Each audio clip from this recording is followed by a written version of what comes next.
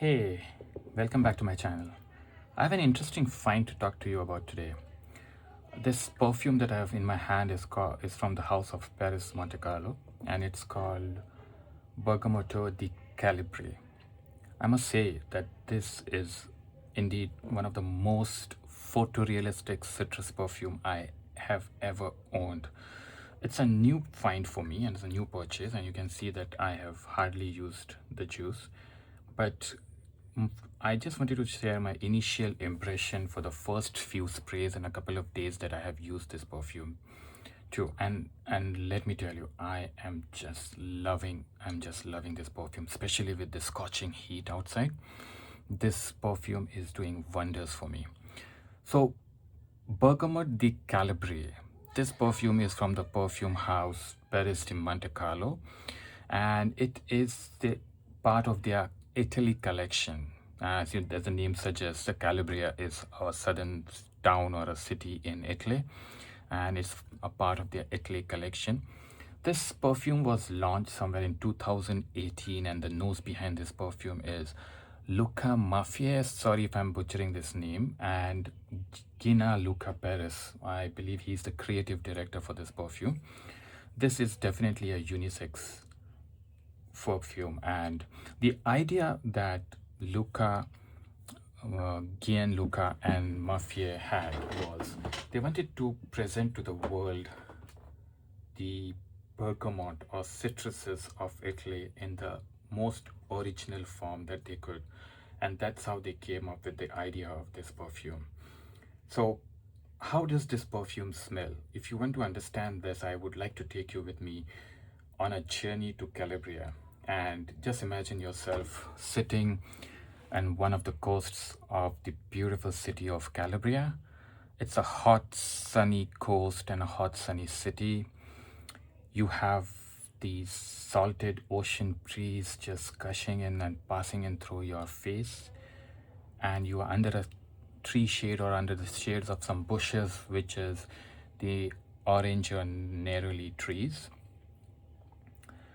And just next to you is one of the locals or the farmer who's trying to slice open a big, huge bergamot and peeling the juice out of it. The oils that ooze out of the peel of the bergamot mixed in the air with a bit of peppery feel is what you get from this fragrance. A fresh burst of citruses. And like I said, it is one of the most photorealistic perfume or the fragrance. So you would actually feel like it's somebody squeezing a large bergamot right on your face.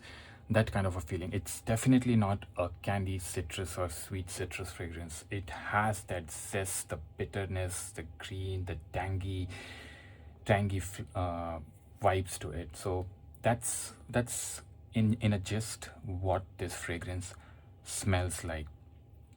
If I want to give a one-liner explanation of what is this fragrance and how does this perfume smell, I would say it is a fresh bergamot peel with some green, bitter orange or neroli leaves mixed with some soft white florals, which could be your jasmine and your neroli blossoms. And then at the base, it would give you clean musk, Haitian, vetiver, and sandalwood, a woody base. So that's in a summary how this fragrance smells like. And remember that this is a summer fragrance. It's a very bright summer fragrance. With the heat and with the warmth, it gets even more brighter. So it's a very bright, natural, elegant, and a very refreshing scent.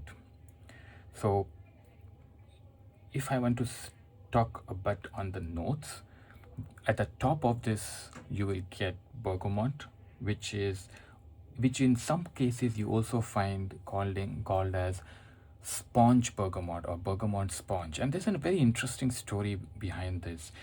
I understood that the perfumers behind this, they wanted to actually also embrace or make people aware of the the Italian tradition, how in the ancient times, how Italian bergamots were extracted, their oils were extracted. And for that, they used to use a very traditional method where they used to cut open the bergamots or the limes and squeeze out all the pulp and then rub the peel on a sea sponge. The sea sponge would then absorb the oil in the most tender and the natural form, and this oil was then used in perfumery. And for this, my dear friends, for this perfume, this was the exact technique used. So yes, they did not use any machinery, or they did not use the modern ways to extract this perfume oil. They actually used the old Italian authentic traditional way to extract these perfume oils. And as you know, Perris Monte Carlo is known for its natural perfumery. It's a niche house brand. They are very, very focused on their natural ingredients and natural products, and this is a classic example of this. You see every bit of it except the musky part, I believe, you would see is all natural. So what is used in this, in the top notes, is bergamot. You have pink pepper, you have pepper, and you have Paraguay, Paraguay's Petitgrain. So Petitgrain, or the way it's called Petitgrain. So Petitgrain is from Paraguay, and it is again a natural source. Then on the middle notes you have orange blossom, Neroli, Jasmine, and that gives this fragrance a more clean, white, floral, slightly soapy and airy texture. Towards the base, this fragrance gets a bit woody, and that's because of the sandalwood, and earthiness comes in from the Haitian vetiver. So again, there are a lot of green elements, your floral elements, and then you have the fresh citrusy punch that you get in the beginning. The journey the journey of this fragrance is very interesting. And especially after you know how was this fragrance made and what was the perfumer's thought behind making this fragrance, you actually enjoy the journey more. So you see, when you spray this fragrance for the first time, and let me spray that once. Wow. So when you spray this fragrance for the first time, you immediately get a bright, juicy, bittery, sparkling. I'm in short of words, you're sparkling, zesty, bitter, tangy, fresh burst of the bergamots, the lemons. And then this would settle in around an hour. So the first 1 hour, this projects a very good amount. I wouldn't say it's a beast mode projecting fragrance, but it definitely gives a good projection for the first 1 hour. And then after that, it settles to become like a more clean and floral, neroli orange blossom smell with jasmine. And it's quite airy it's a very light fragrance. It doesn't feel heavy on you, and because it's a summer fragrance, it needs to be airy. After, say, about 3 to 4 hours, you would find this fragrance hugging to you and just making a skin bubble around you. And it's that at this stage that you find notes like the musk, sandalwood. It also has iris, which I forgot to mention, which gives you the powdery feeling in this fragrance, and vetiver. So that's how the dryness is, or the dry down of this fragrance is. So which weather? Summer fragrance, definitely. So it's a all summer, spring. It's a very, very versatile fragrance for a non-winter occasion.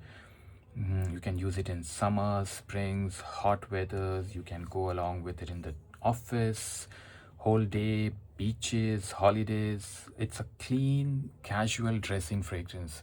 And this fragrance shines much more when the weather gets more warmer.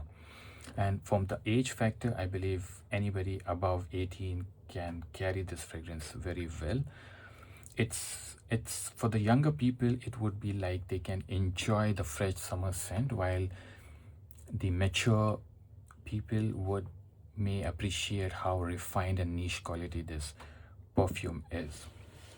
The only factor and the most important part about this is the longevity and how much it projects. So like I said, it doesn't project much. In the first hour it would give a very good projection, but then it tries to become like a more skin scent to you, and it's more personal than it shouting out loud and announcing you.